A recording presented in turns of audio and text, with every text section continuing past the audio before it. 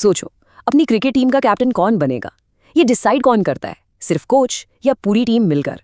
पता है, ये एक छोटा सा सवाल एक बहुत बहुत बड़े आइडिया की शुरुआत है जिसे आज हम समझेंगे। देखो, इसके ना दो सिंपल से रास्ते हैं। एक तरफ तो है कोच की चॉइस, जहां एक अथॉरिटी ने डिसीजन ले लिया, और दूसरी तरफ है टीम का वोट, जहां सबने मिलकर फैसला किया। बस यही है सारा खेल कि पावर किसके हाथ में है। और पता है, ये जो टीम का वोट वाला आइडिया है ना, वही हमें सीधा ले जाता है हमारे आज के टॉपिक पर। वेलकम टू आवर एक्सप्लेनर, जहां हम समझेंगे लोकतंत्र क्या है और क्यों है, what is democracy and why democracy. ये है हमारा आज का सफर। 5 सिंपल स्टेप्स में हम इस कॉन्सेप्ट को पूरी तरह से डिकोड करेंगे। सबसे पहले रूल करेगा कौन, फिर डेमोक्रेसी के बिग आइडिया को पकड़ेंगे, उसके बाद उसकी असली पहचान क्या है वो देखेंगे, फिर होगी द ग्रेट डिबेट, इसके फायदे और नुकसान, और आखिर में हम समझेंगे कि ये सिर्फ वोट नहीं, एक सोच है। तो चलिए शुरू करते हैं सबसे पहले और सबसे बड़े सवाल से। चाहे वो एक देश हो, एक क्लासरूम हो या एक फैमिली, आखिर रूल करेगा कौन, फैसले लेगा कौन? अब देखो, दुनिया में ना मोटा मोटी 2 ही तरह के सिस्टम्स चलते हैं। एक तरफ है नॉन डेमोक्रेटिक, जहां रूल या तो एक इंसान का होता है, जैसे सऊदी अरेबिया में रॉयल फैमिली का, या कुछ लोगों का, जैसे म्यांमार में मिलिट्री का, जनता का कोई से नहीं। और दूसरी तरफ है डेमोक्रेटिक सिस्टम, जहां रोल द मैनी यानी कि आम लोगों का होता है, जो अपने लीडर्स को खुद चुनते हैं। फर्क बिल्कुल साफ है। तो फिर इस सदियों पुराने सवाल का रूल करेगा कौन, इसका सबसे पावरफुल, सबसे रेवोल्यूशनरी जवाब क्या है? वेल, वो है डेमोक्रेसी। पता है ये वर्ड डेमोक्रेसी आया कहाँ से है? ये आया है 2 ग्रीक शब्दों से।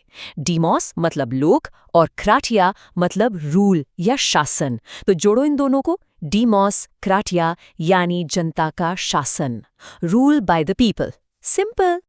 और इसकी सबसे सिंपल और फेमस डेफिनेशन शायद अब्राहम लिंकन ने दी थी, government of the people, by the people, for the people, यानी जनता की सरकार, जनता के जरिए और जनता के लिए। काफी सिंपल लगता है ना? लेकिन रुको, क्या ये सच में इतना ही सिंपल है? क्या हर गवर्नमेंट जो इलेक्शंस करवाती है उसको हम डेमोक्रेटिक मान ले? I don't think so. चलो इसकी गहराई में उतरते हैं। तो अब हम बात करेंगे डेमोक्रेसी की असली पहचान की। सोचो इसको एक बिल्डिंग की तरह, जिसके 4 मजबूत पिलर्स हैं, और अगर एक भी पिलर हिला ना तो पूरी बिल्डिंग खतरे में आ जाती है। तो पिलर नंबर 1 कि मेजर डिसीजंस वही लीडर्स लें जिन्हें लोगों ने चुना है। एग्जाम्पल के लिए पाकिस्तान चलते हैं। साल था 1999। वहां जनरल परवेज मुशर्रफ ने एक चुनी हुई सरकार को हटाकर पावर ले ली और एक ऐसा ऑर्डर पास किया जिससे फाइनल पावर उनके और मिलिट्री के पास आ गई। अब नाम के लिए इलेक्टेड लोग थे, पर असली पावर वो कहीं और थी। तो क्या ये डेमोक्रेसी हुई? बिल्कुल नहीं। Pillar number 2 free and fair elections. इसका मतलब क्या है? सिंपल, कि लोगों के पास असली चॉइस हो और जो पार्टी पावर में है उसके हारने का भी पूरा चांस हो। फॉर एग्जाम्पल, चाइना में सिर्फ कम्युनिस्ट पार्टी और उसके दोस्त ही इलेक्शन लड़ सकते हैं, तो नतीजा क्या होगा पता ही है। या फिर मेक्सिको का केस देखो, जहां एक ही पार्टी PRI 70 साल तक डर्टी ट्रिक्स यूज करके जीतती रही। यहाँ चॉइस कहाँ है? फेयरनेस कहाँ है? चलो 1 मिनट के लिए रुकते हैं, पॉज एंड थिंक। मान लो आपके स्कूल में हेड बॉय का इलेक्शन हो रहा है और हर साल एक ही स्टूडेंट जीतता है क्योंकि उसके पापा प्रिंसिपल हैं। तो मुझे बताओ, क्या ये एक फेयर इलेक्शन है? सोचो और नीचे कमेंट्स में अपना जवाब जरूर देना। पता है, इसको समझने का एक बहुत ही मजेदार तरीका है। मैं इसे कहता हूँ बिरयानी एनालॉजी।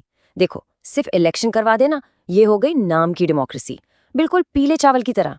दिखने में ठीक है पर मजा नहीं है। लेकिन असली डेमोक्रेसी वो होती है एकदम मसालेदार बिरयानी जैसी, जिसमें फ्री इलेक्शंस, लोगों के राइट्स, इक्वालिटी, कानून का राज, ये सारे मसाले जब सही से पड़ते हैं ना, तभी असली स्वाद आता है। चलो अब आते हैं तीसरे पिलर पर, 1 पर्सन 1 वोट 1 वैल्यू। मतलब हर अडल्ट का 1 वोट और हर वोट की कीमत बराबर। पर हमेशा ऐसा नहीं होता।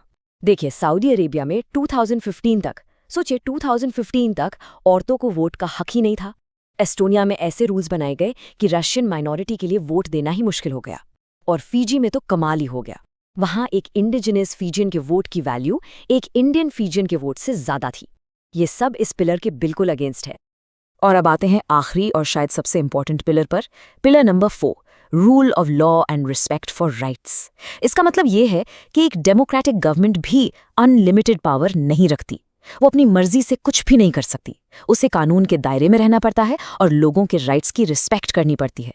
इसका एक क्लासिक एग्जाम्पल है जिम्बाब्वे।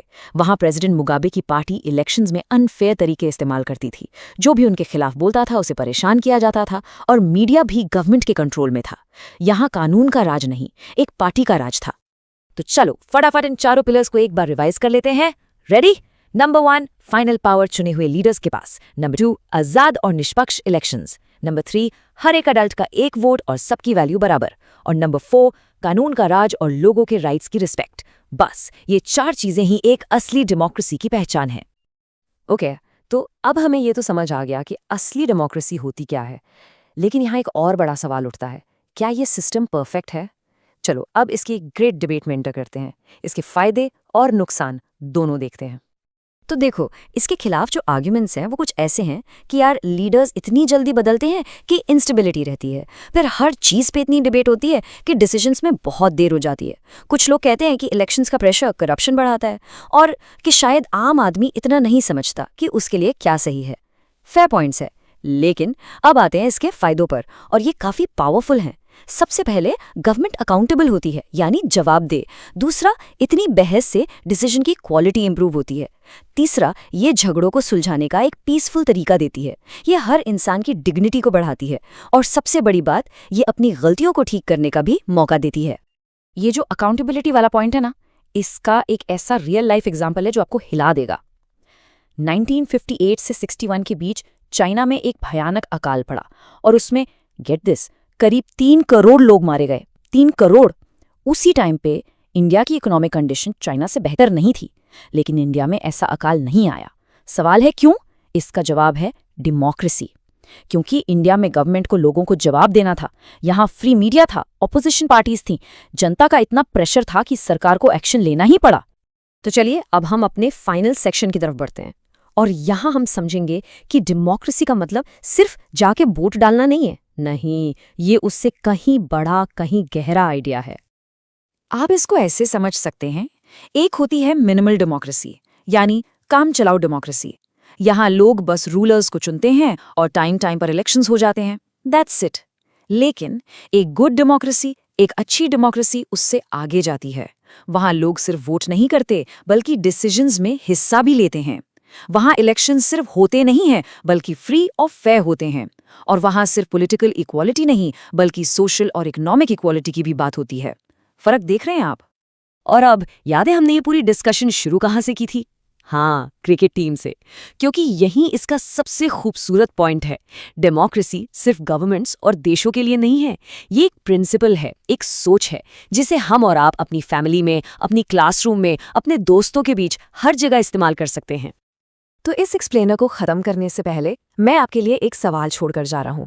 अगर डेमोक्रेसी का मतलब जनता का शासन है, तो ऐसी कौन सी एक चीज है, जस्ट वन थिंग, जो हम सब एज जनता हर रोज कर सकते हैं, जिससे हमारे आसपास की दुनिया, हमारा घर, हमारी क्लास, हमारा वर्क प्लेस थोड़ा और डेमोक्रेटिक बन सके?